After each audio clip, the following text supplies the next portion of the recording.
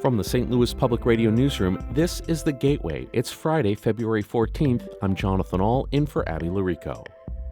Meet a native fruit that's easy to grow in the Midwest and full of antioxidants, the aronia berry. If they're out there spending money buying pomegranates or acai powder, they need to be taking a look at us. So why don't more U.S. consumers know about it? Efforts to better market the aronia berry. That story's coming up on The Gateway. A St. Louis Latino labor strike has grown to roughly 50 businesses. St. Louis Public Radio's Brian Munoz reports on one grassroots organization working to support local strikers.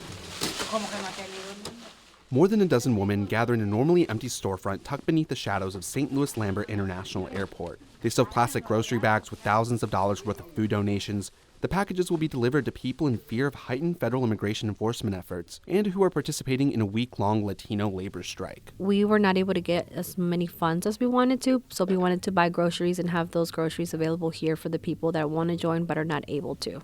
That's Gabby Moreno, one of the co-founders of Manos Unidas STL. The fledgling mutual aid organization is a self-described group of fierce Latina women working to combat racial injustice. She says the strike is a way to advocate for immigration reform and highlight the contributions of St. Louis's immigrant community. I'm Brian Munoz, St. Louis Public Radio. St. Louis Public Schools has awarded a 3-year contract to a new transportation provider. Zoom will provide a fleet of more than 200 buses to the district, with about 50 designated to serve students with special needs. Chief Operations Officer Square Watson says he was confident Zoom would meet the district's needs after doing site visits at Kansas City Public Schools. It is a new day, and we're doing a lot of things now to get ourselves geared up, not only for today, but as we look forward in the future. The move comes after Missouri Central School Bus canceled its contract with SLPS last year, leading to a patchwork of transportation providers this year. The buses are slated to arrive early this summer and will hit the roads next school year.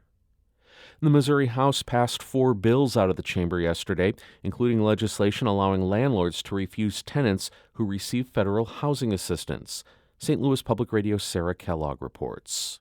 The legislation says municipalities cannot enact or enforce any ordinance that prohibits landlords from refusing to lease to someone because they receive federal assistance. Landlords would also not be restricted in how much they could ask for a security deposit. Republican Representative Chris Brown is the sponsor of the bill. He says the bill wasn't an indictment on people who receive federal assistance. This is simply a property rights bill. It's protecting your private property from being forced into a federal program against your will. Some Democrats spoke against the legislation, with a majority voting no. The legislation now goes to the Missouri Senate. In Jefferson City, I'm Sarah Kellogg, St. Louis Public Radio. Missouri Governor Mike Kehoe was in St. Louis yesterday to celebrate how several statewide offices were moving into a historic downtown building. St. Louis Public Radio's Jason Rosenbaum reports. Kehoe, State Auditor Scott Fitzpatrick, and State Treasurer Vivek Malik announced they've moved or are moving their St. Louis offices into the old post office. That comes after the state sold the Wainwright Building, a downtown facility that had been a home base for statewide officials. Kehoe says the decision to remain in downtown St. Louis should send a broader message. Downtown is real, it's alive, we're going to keep it safe, and we want the thriving downtown that I knew as a kid when I used to hitchhike to Busch Stadium to go to the Cardinal games. Last year, the state announced that they would move hundreds of employees from the city of St. Louis to Chesterfield. I'm Jason Rosenbaum, St. Louis Public Radio. The current plan for a new north-south Metrolink route known as the Green Line in St. Louis got a frosty reception last night at a mayoral forum at Harris Stowe State University. The 5-mile expansion of the light rail system would run along Jefferson Avenue from Chippewa to Fairground Park. It's currently in the environmental analysis phase. Costs are still being fine-tuned. But 3 of the 4 candidates say they do not support it in its current form. 8th Ward Alderwoman Kara Spencer says it has the potential to be an expensive boondoggle. At $6.77 per person per mile, 4 times what it costs to take an Uber. Is this worth mortgaging out for the next 50 years for 5 miles? And businessman Andrew Jones says the city has more important things to worry about. I'm saying superfluous things that, like the Green Line, all of those different things are an issue, but you also have to take into consideration it's not safe riding buses up north. Recorder of Deeds Michael Butler also opposed the Green Line because residents do not want it. Mayor Tashard Jones was the only vocal supporter. Also last night, Jones and Butler announced they have endorsed each other as their second choices. Jones says she appreciates the improvements Butler has made in his office. I went down there to get a birth certificate not too long ago, and it was the easiest process I've ever been through. And I've been able to use his website to look up information regarding my family as I built my family tree. Meanwhile, Butler says he and Jones may start from different places, but they generally end up agreeing on policy. Moving forward for North City and trying to get the attention on North City are things that we've heard for a long time, and we start to see plans on. Voters can choose some or all of the candidates in the March 4th primary. The top two advance to the April general election. Jones and Spencer did not endorse another candidate. 11 universities in Missouri and Illinois have achieved a prestigious research ranking. St. Louis Public Radio's Jessica Rogan reports. The Carnegie Foundation designated several regional schools as R1 institutions for the first time, including St. Louis University and Missouri University of Science and Technology. A new methodology helped many get the top ranking. David Boruck is a vice provost of engineering at S&T. He says the school has been doing quality work for a long time.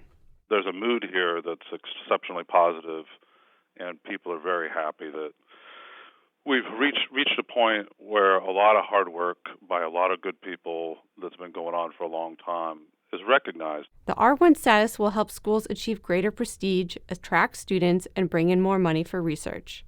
I'm Jessica Rogan, St. Louis Public Radio.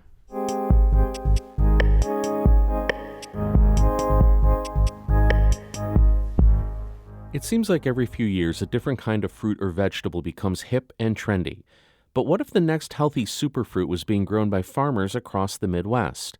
Meet the aronia berry, also known as chokeberry.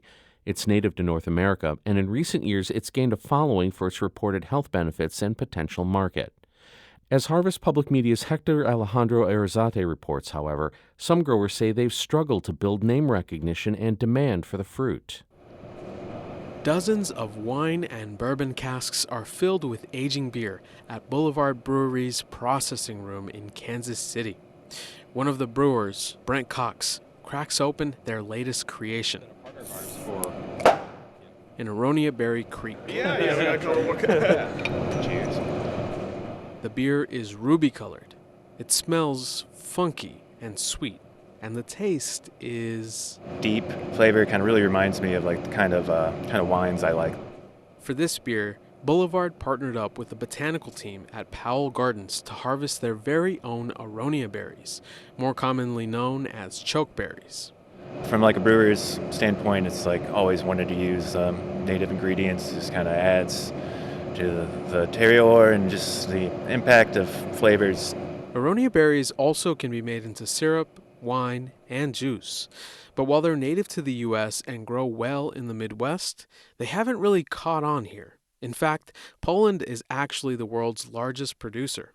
You know, it's been tough going for the aronia industry. I mean, the public awareness is not very high. Dale Hilgenkamp is president of the American Aronia Berry Association and grows them on his farm in Arlington, Nebraska. His association estimates there are more than 1 million fruit bushes being grown, mostly on farms in Missouri, Iowa, Nebraska, South Dakota, and Wisconsin. But while Hilgenkamp says the bushes are easy to manage as a side crop, he says they have fewer members in the association than 8 years ago. We just haven't been able to get any market development, haven't been able to get any, larger companies on board to include aronia in their products. Yet, this berry has a long and rich history throughout North America. Chris Van Meter is a horticulturalist at Powell Gardens, the source for Boulevard Brewery's berries. He says Native Americans use them as a food source and even medicinally. When dried and used in combination with other plants, they make a good tea, a good jam, and are really helpful due to their large number of antioxidants and curing colds. In recent years, researchers have also found that the berry's properties could help with hypertension, obesity, and other chronic conditions. For Dean Duval, the berry's potential is what drew him in. He's a retired chemist who now grows it on his family's Century farm in western Iowa. He says it's for agriculture and people. It fits with the sustainable and regenerative agricultural movement, and not just the antioxidants. I mean, it's high in soluble fibers, it's high in vitamin C. So there's a lot of positives about it. But more than anything, Duval just wants more folks to know that aronia berries exist. He says consumers just need to be educated. This is a native superfruit that they should be consuming. If they're out there spending money buying pomegranates or acai powder, they need to be taking a look at us. Duval sells the berries when he can, but gives lots of them away to friends, family, and neighbors. He says they're perfect in smoothies. I'm Hector Alejandro Arzate, Harvest Public Media. Harvest Public Media is a collaboration of public media newsrooms in the Midwest and Great Plains, including STLPR. The Gateway is a production of St. Louis Public Radio, a member-supported service of the University of Missouri St. Louis. Music by Ryan McNeely of Adult Fur. I'm Jonathan Ahl, and from the St. Louis Public Radio newsroom, this has been The Gateway. Happy Valentine's Day.